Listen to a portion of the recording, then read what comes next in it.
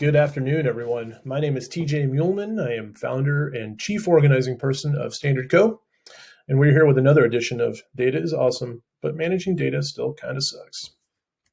Today, we're going to talk about how we take data from a whole bunch of different places and turn that data into an actionable, useful, intelligent COVID vaccination distribution tool.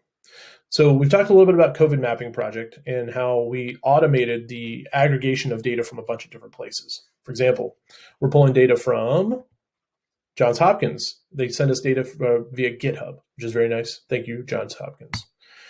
United States Census Bureau, we get it via API. CDC, Excel file, although they have an API too, which is really nice. And the Georgia Department of Public Health, which we get data via PDF, which does suck. But the point here is that we're bringing all this data in these various different formats and we're standardizing it into one centralized place.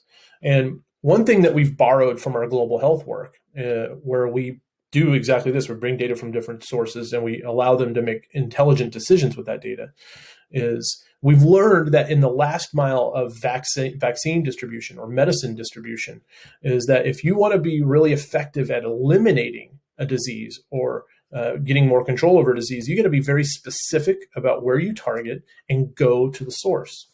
So for example, in Georgia, we've seen vaccine uptake kind of get up to around 40, 50% and then level off. And in fact, we've seen that nationwide in a lot of places. That means for the remaining 50%, you have to overcome a couple of things: vaccine hesitancy, access to vaccines, making it easier to get to the vaccines.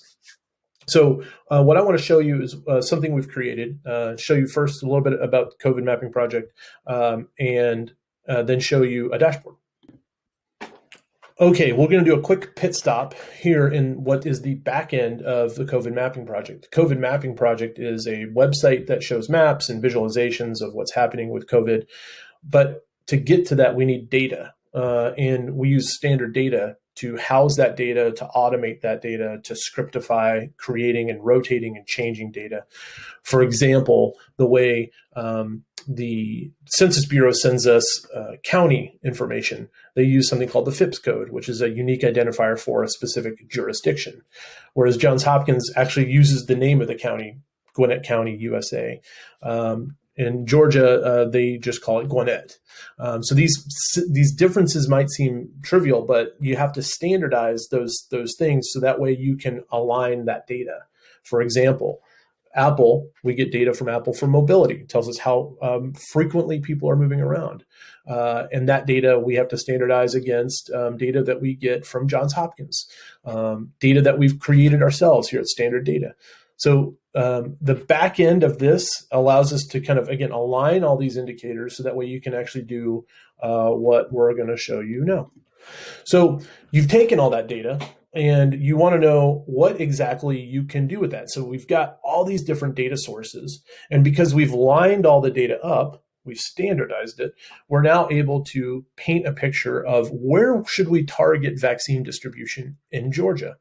So this dashboard shows you all of the different counties in Georgia sorted by where are they seeing a surge in new cases. So that's this daily case change per capita.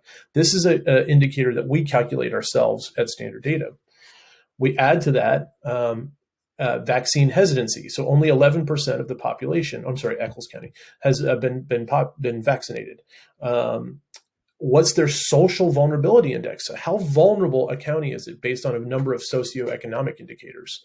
And then lastly, how mobile are they? Now, smaller counties are not reporting this data. Apple doesn't have data for them. But for example, you can see Cook County is the number 4 county on our list. So they have 110 cases per 100,000 in their county.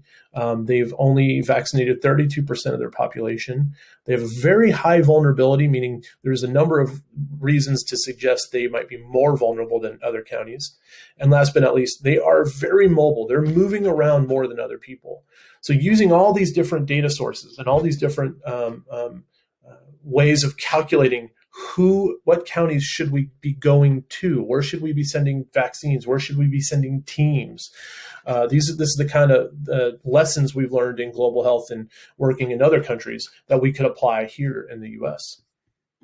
So hopefully that was a useful and instructions. I don't know what the right word is. I just know data. But anyways, standard data is a tool that lets you kind of align all these data sources to make meaningful insights into data. So as always, let us know if you have any questions. Feel free to like, share, tell your friends about us. If you have wonky data and you need help sorting through, give us a call. We're always listening. Thanks a lot.